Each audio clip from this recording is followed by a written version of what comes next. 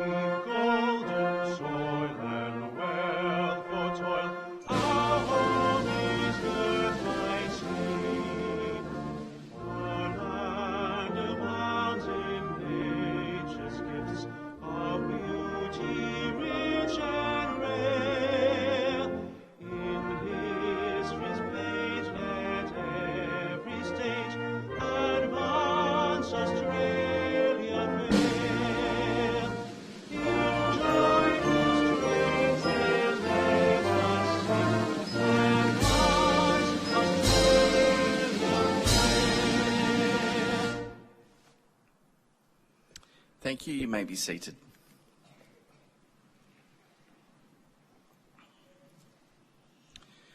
The Australian War Memorial was the vision of Charles Bean, Australia's First World War official historian. Bean landed with the Australian troops on Gallipoli and stayed with them at the front through to the end of the war. The idea of this national memorial and museum came to him at Pozières, France, in the depths of the bloody fighting of 1916. Bean's idea was that this would be a place where families and friends could mourn their loved ones buried in faraway places. It would also be a place that could help all Australians understand what these men and women had endured and what they had done for us. Bean's vision, to which we remain true, is best expressed as inscribed in the entrance to the memorial's galleries. Here is their spirit, in the heart of the land they loved, and here we guard the record which they themselves made.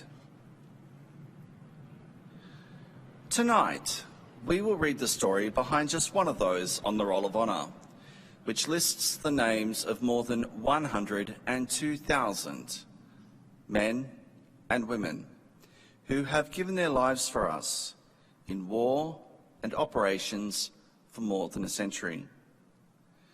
But first we present a lament, Flowers of the Forest. Wreaths or floral tributes will now be laid at the base of the Pool of Reflection.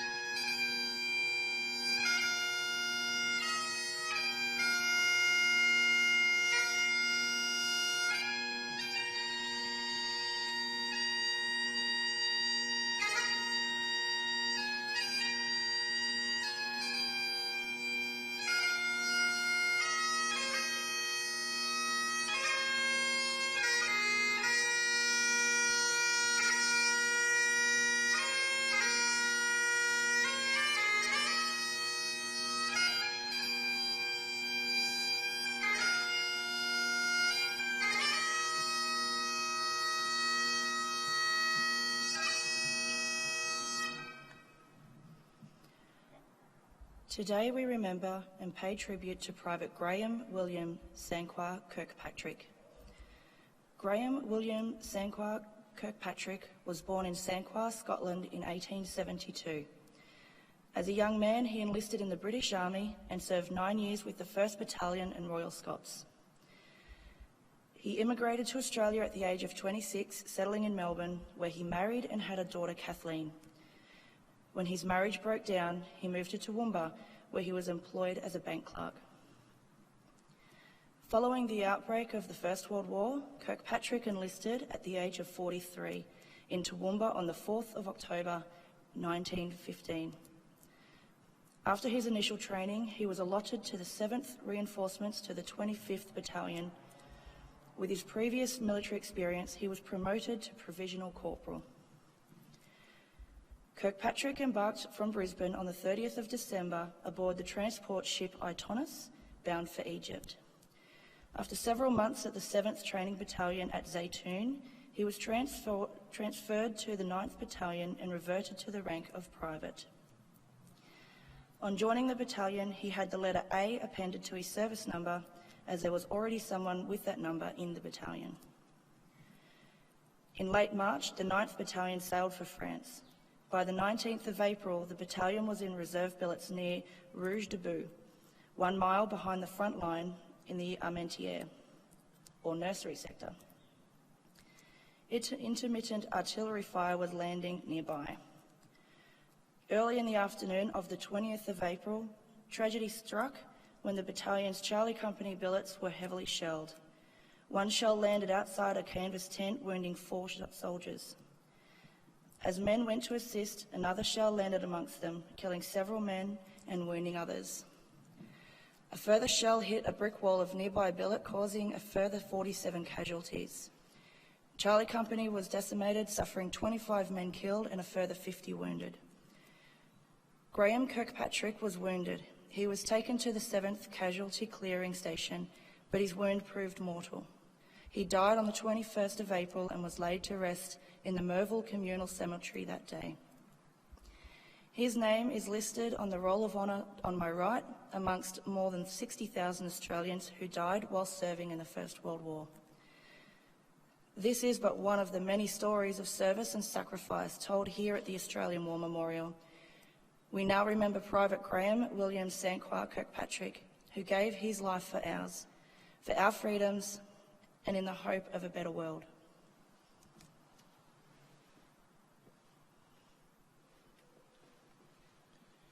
Please stand for the reading of the Ode and the sounding of the last post.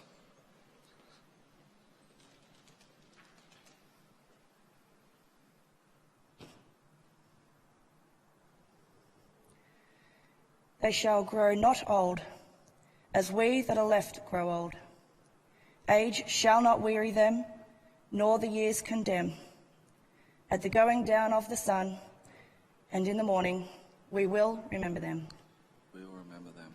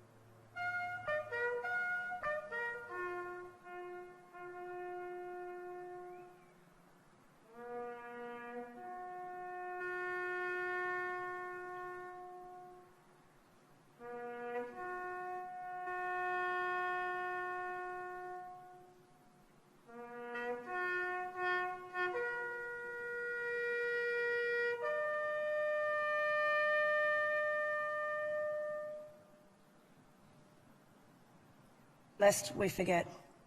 lest we forget.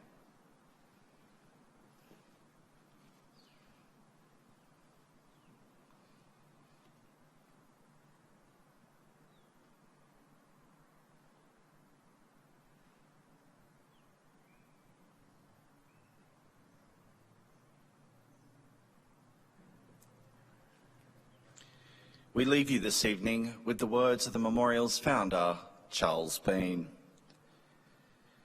Many a man lying out there at Pozières or in the low scrub of Gallipoli, with his poor, tired senses barely working through the fever of his brain, has thought in his last moments, well, it's over. But in Australia, they will be proud of this. Ladies and gentlemen, girls and boys, that concludes this evening's last post ceremony. We'd like to thank you for visiting the Australian War Memorial. Wish you all a very good night. Thank you.